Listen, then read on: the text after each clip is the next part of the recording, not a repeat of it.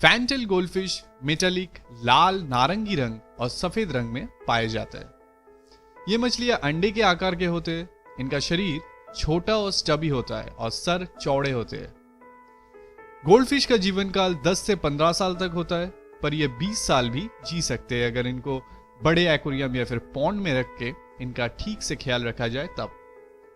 Fantail goldfish 6 inch तक लंबे होते हैं, पर 10 से 12 इंच की फैंटेल गोल्डफिश भी देखा जाता है। ये मछली की प्रजातियां बहुत ज्यादा हार्डी होते हैं और ये ज्यादा अच्छा क्वालिटी के पानी या फिर सही टेम्परेचर के बिना ही बहुत दिनों तक जीवित रह सकते हैं। इसलिए ये बिगिनर्स के लिए one of the best fish माना जाता है। पर इसका मतलब ये नहीं कि आप फैंटेल गोल्डफिश खरीद के उनको बॉल में रख दें। इनका साइज बहुत ही तेजी से बढ़ता है, इसलिए इनको बड़े एक्वेरियम में ही रखना सही होगा। चलिए अब जानते हैं इनका जेंडर कैसे पहचाना जा सकता है। ब्रीडिंग के मौसम के दौरान मील्स के गिल्स और सर के आसपास सफेद रंग के छोटे छोटे धब्बे दिखाई देते हैं, जिसे ब्रीडिंग ट्यूबरकल्स कहते हैं। टैंक के ऊपर से अगर देखा जाए तब फीमेल्स के शरीर मेल से मोटे दिखते हैं जब वो अंडे कैरी करते हैं। छोटे गोल्डफिश के जेंडर पहचानना बहुत ही मुश्किल होता है। सिर्फ ब्रीडिंग के मौसम के दौरान ही उनके जेंडर को ठीक से पहचाना जाता है। पर मूल्य रूप से मेल्स फीमेल्स की तुलना में ज्यादा छोटे और पतले होते हैं। चलिए अब जानते हैं इनका देखभाल कैसे किया जा सकता है। 10 गैलन का एक्वेरियम मिनिमम साइज होता है एक फैंटेल गोल्डफिश को रखने के लिए।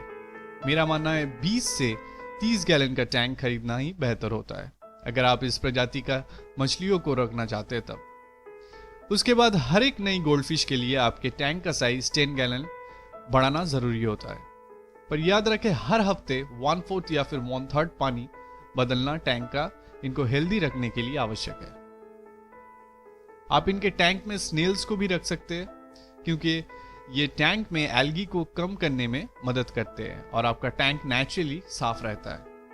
इनके टैंक में नॉर्मल लाइटिंग दिया जा सकता है और इनके पानी का टेम्परेचर 65 डिग्री से 72 डिग्री फ़ारेनहाइट होना चाहिए। अगर आप इनको ब्रीड करना चाहते हैं तो इनके पानी का टेम्परेचर 68 डिग्री फ़ारेनहाइट होना चाहिए।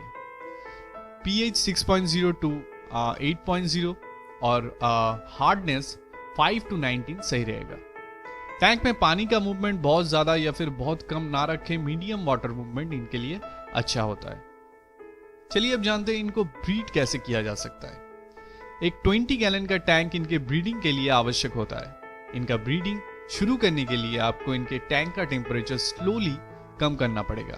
पहले तापमान को घटा के 11 डिग्री सेंटीग्रेड करें, उसके बाद स्लोली तापमान को 2 डिग्री सेंटीग्रेड करके हर रोज बढ़ाते रहें जब तक इनके प्रजनन की प्रक्रिया शुरू ना हो जाए। इनका ब्रीडिंग जनरली 20 डिग्री सेंटीग्रेड से 23 डिग्री सेंटीग्रेड में शुरू हो जाता है। इस समय इनको बहुत ज्यादा हाई प्रोटीन का खाना जैसे कि ब्राइन श्रिम्प और वॉर्म देने से इनके ब्रीडिंग और भी जल्दी शुरू हो जाने की संभावना रहता है। कम मात्रा में 3 बार इनको खाना देना सही रहेगा।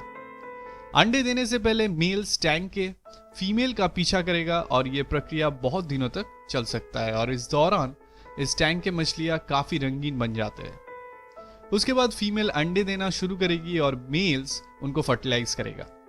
इस टाइम पे पेरेंट्स को उस टैंक से निकाल लेना ही बेहतर होता है क्योंकि वे खुद के ही अंडों को खा जाते हैं।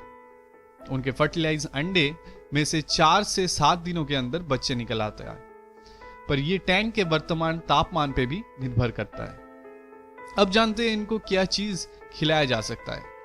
फैंटेल गोल्डफिश ज्यादातर समय ताजे या फिर फ्रोजन और फ्लेक फूड खाते हैं क्योंकि ये ओमनिवोरस होते हैं। इनके डाइट में एक अच्छा संतुलन रखने के लिए आप इनको अच्छे क्वालिटी के फ्लेक फूड हर रोज दे सकते हैं। उसके साथ कम मात्रा में इनको ब्राइन श्रिम्प, ब्लड वॉर्म्स, डैफनिया या फिर टीबी फेक्स वॉर्म भी दिया जा सकता है।